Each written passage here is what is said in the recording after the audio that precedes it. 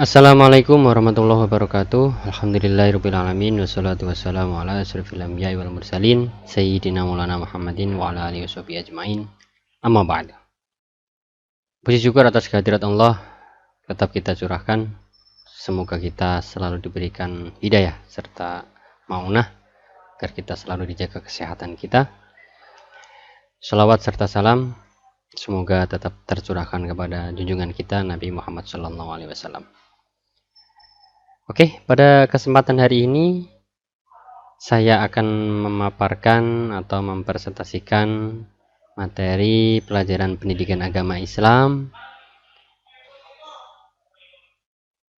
Sebelum kita mulai pelajaran pada siang hari ini,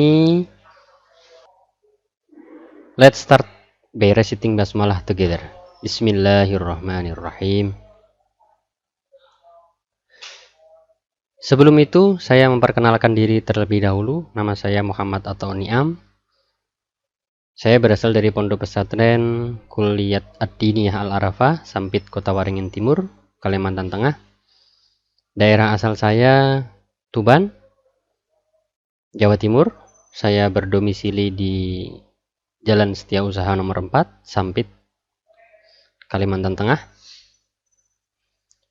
Langsung saja untuk materi yang akan kita bahas pada kesempatan kali ini, yaitu pengaruh kejayaan Islam terhadap peradaban dunia. Materi ini untuk kelas 11 SMA, sekolah menengah atas.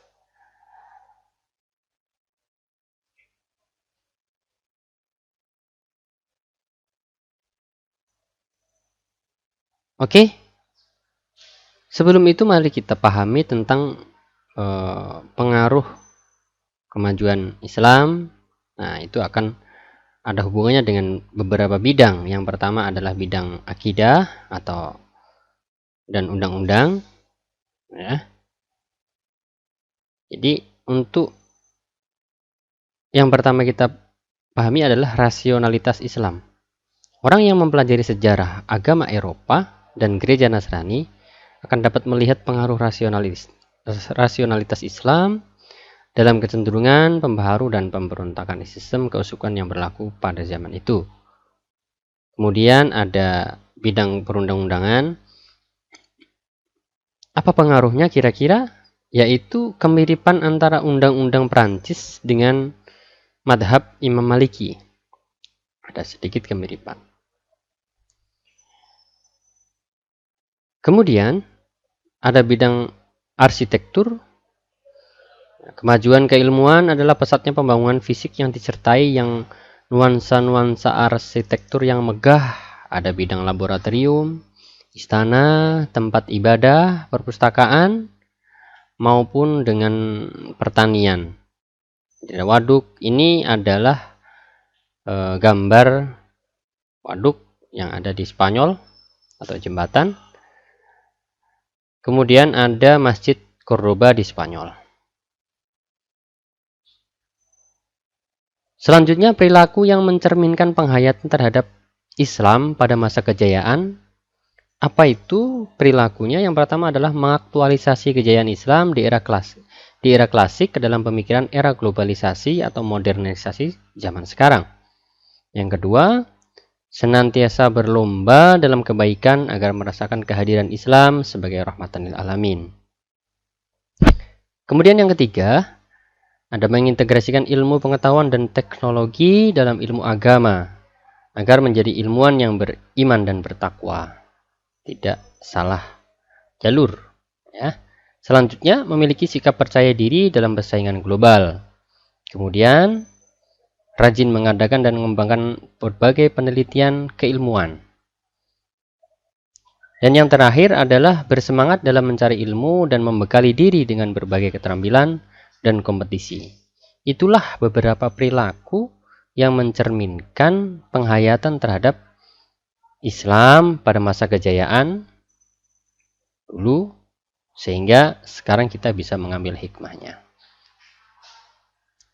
Dan untuk hikmahnya yang mencerminkan penghayatannya adalah